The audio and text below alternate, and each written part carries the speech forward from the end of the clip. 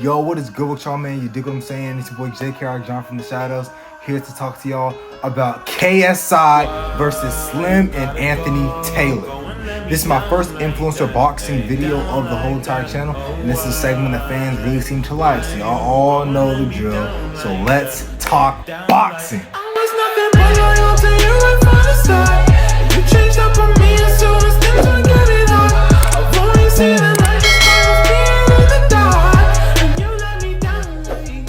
Alright, coming out of the gate, we're going to start with my third favorite Misfits fighter of all time, Slim the Hitman. Now, Slim is no easy task. I honestly think Slim's top 5 in the whole influencer scene. He's knocked out Saul Poppy, batted Ryan Taylor, knocked out a couple of no-names, knocked out Temper. Like, Slim is a good 4-star Misfits crossover YouTube boxing opponent. Slim is a good boxer in the influencer scene and honestly has one of the best resumes out of a lot of the people there.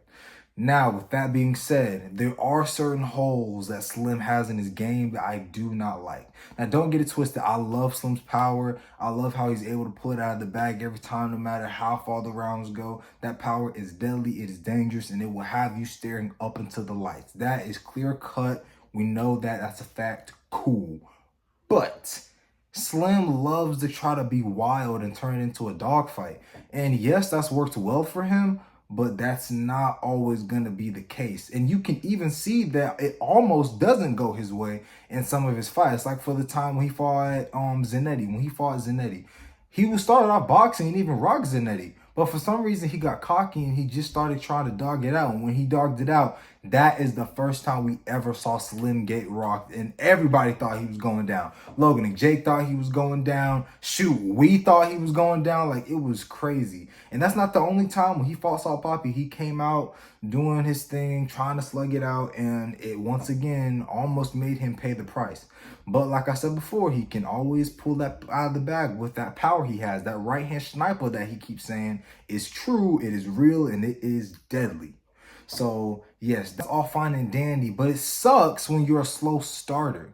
Slim is a slow starter. Slim is, like, he always comes out trying, like, he always comes out not in the, how do I say this? He always comes out boxing, but sometimes he's ahead of his opponents in boxing skill, and sometimes he's not. And this is definitely an opponent where he is not. He's gonna start off slow, and with KSI, that's just something you should not do. Like the old slugfest thing, he cannot go in doing that. If Salt Poppy was battering him for 3 rounds straight and catching him with crazy shots, imagine what's going to happen if KSI lands that. KSI is way better of a boxer than Salt Poppy. It hits way harder, it's way faster, has a better chin, has way more experience than Salt Poppy. That Slim cannot go in there doing it. If Slim goes in doing it, if we see the same Slim that we always see, then Slim is going to get knocked out. Then Anthony Taylor's getting tired in instantly. The only way for Slim to come in here and have a chance to win this fight is if he tries to box off rip, play his game, don't try to fall into the whole kung fu karate style that KSI gets everybody with. He needs to stick to a game plan, try to actually box and not get sloppy. The power is there. Slim has decent speed. If he uses what his coaches teach him, because you see the open workouts, you can tell that his coaches go over certain game plans with him. He just doesn't give a fuck when it comes to being in the ring. He just don't care. Slim just needs to stick to boxing, use his attributes to his advantage, and actually box. Just stop all this, I'm gonna be rocky. No, bro, box. He but does that, he'll be fine. Now, on to Anthony Taylor. Anthony Taylor, okay, Anthony Taylor, he's an oddball, bro, because I've seen him box really well and outbox Saul Poppy and actually give the fans an entertaining show. Then I've also seen him hug King Kenny like he's a gay stripper in GTA 6. Like, I don't know where that whole hug fest came from, but that was literally the one fight of the prime card where everybody in my house was not looking at the TV.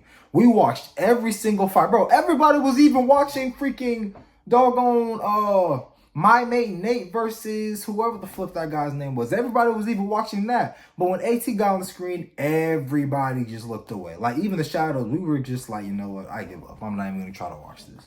But yeah, if AT comes in with that whole slugfest thing, it's just gonna make the fight all boring. Now JJ is pretty good on the inside and can still like mess you up while you're trying to clinch him.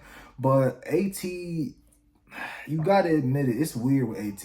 He's experienced. Like he's done MMA, he's done boxing, he's done like a bunch of wrestling. So he's experienced in like a lot of areas. So it's gonna be kind of tough to knock him out. But we're talking about like the number one, like we're talking about the number one, number two, if not number one fighter of the whole scene here. Like Anthony Taylor cannot come in like that with KSI. So if we're talking about, if we're looking at it from a perspective of if AT actually boxes, like no hug fest, if he actually boxes, then now we can actually start talking about some things. Because if when AT boxes, you saw him against Al Papi. AT actually does good. You saw him against I ain't gonna lie, I forgot his name, so we're just gonna call him Black Dude with the alfalfa hairdo looking thing up his head. So yeah, you saw him with him, like dropping him in the first 30 seconds. When AT actually boxes, he does pretty good. I don't even understand why this dude started hugging people. But yeah, if he comes in actually boxing, that's not gonna give him the W automatically. That's not gonna necessarily still go in his favor because KSI's been up against Tommy, Joe Fournier, Logan, Temper. He's you know what I'm saying, faced a lot of styles within the influencer scene. But AT's best bet is to actually box. Like that whole bouncing thing, going up and down, changing angles, going upstairs, going downstairs, loading up with combinations. All of that stuff is good, and that's what he needs to do. Now, the only bad thing about AT's game plan is sometimes he gasses himself out, and we saw this take place in the Idris Virgo fight. I think AT came out a little too hot in the first round, and that's what low-key messed him up, and then Idris just started tearing him apart. And I'm telling y'all, if AT gets gassed with KSI, it is night. Idris Virgo didn't put him to sleep, but I guarantee you KSI will. Now, honestly, to be honest with you, no hate to Idris Virgo. I am a fan. I watch your fights. You're cool. But I don't consider him on the level of people like Vidal Riley or other real boxers. So even though Idris didn't knock him out, I still think JJ can knock him out, especially since they're sparring partners. And hey, I'm going off of Idris's words himself. Idris said that when he spars JJ, he gets headaches. So y'all gotta be on the same level if the person you're sparring is giving you headaches right after y'all spar. So yeah, like I understand like it's boxing, so like obviously you're gonna have like black eyes, bruises, or headaches, but like he said that was happening consistently. So hey, I'm just going off from what I've been told. But yeah, if AT does that with KSI, he's going to sleep and it's not going to be good. AT needs to stick to the bouncing. He needs to load up with the combination, go up and down, but he needs to do it in a smart and precise way so he doesn't gas out and he doesn't leave himself vulnerable. If AT like bounces up and all saying, does the whole combination things and his weird little up down thing, and the clinch, then maybe the fight will be boring as mess, but maybe that might help him out. But JJ, we all know when JJ gets into that zone, he's a completely different person, man. He knows AC's going to come and trying to hug, and he's going to be prepared because his coaches literally train him, especially for people that clinching. He's low-key always been training for people when it comes to clinching. So honestly, yeah, no, AT should not clinch. I feel like KSI is going to have something up his sleeve if AT tries to clinch, and it's not going to be good if AT tries doing this. All right, now on to the man himself, KSI.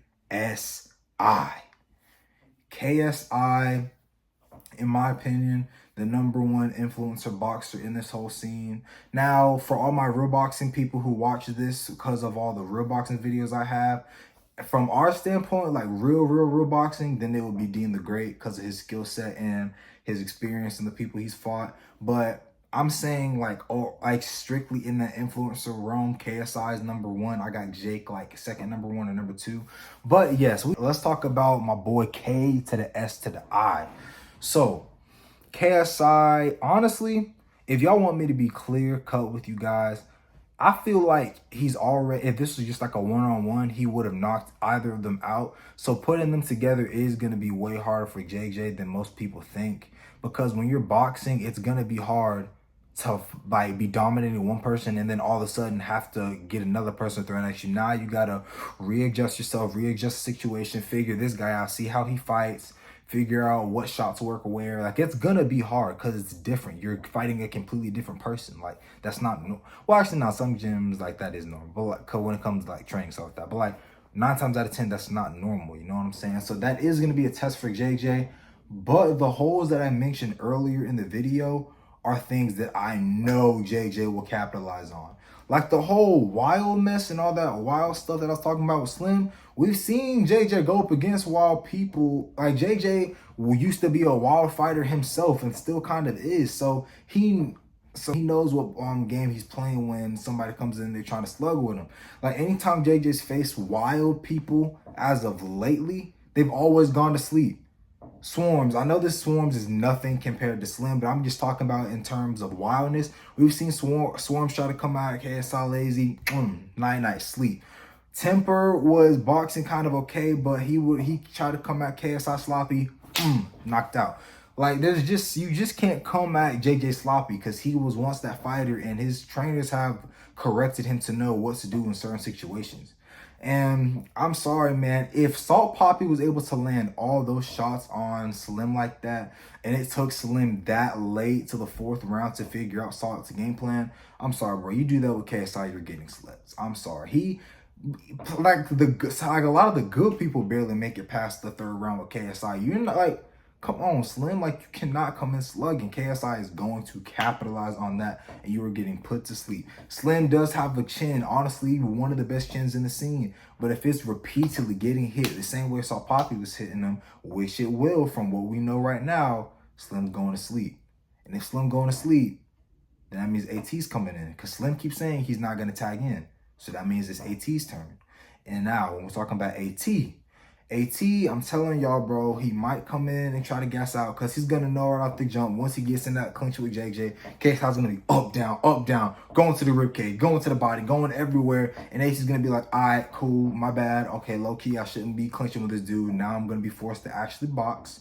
And when he boxes, he's going to gas himself out.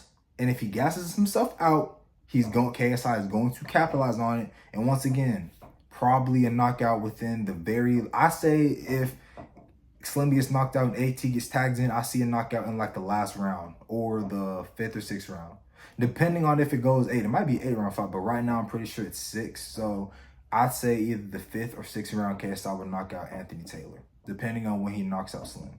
Because that just because AT doesn't have any head movement. We know AT has a chin, but like, if you get hit repeatedly, I don't care who you are. You can be doggone Evander Holyfield. If you get hit a bunch of times, eventually it's going to take effect onto you. So if AT comes in bouncing up and down and he boxes and like gasses himself out too quickly, then yeah, JJ's going to capitalize on it. It's going to be a night. And the only reason why I feel like JJ's going to capitalize, and I don't want people to think I'm glazing, the only reason I feel like KSI is going to capitalize really well on this is because I study, like, y'all, for the people who watch this channel, y'all know that I'm a real fan of real boxing. So when the influencers came into this stuff, I'm looking at everything. Like, I'm looking at how they fight, how they punch, how their footwork is, their placement, like everything. I'm an observer. Like, I really love the sport. So when I'm comparing them, it just seems kind of clear. Like, people who know boxing, it just seems kind of clear. Like, if AT comes in the way he normally comes in, you can see KSI landing the right or the left. This isn't 2019 JJ, bro. He doesn't only need the overhand right. He can sleep you with the left now, too.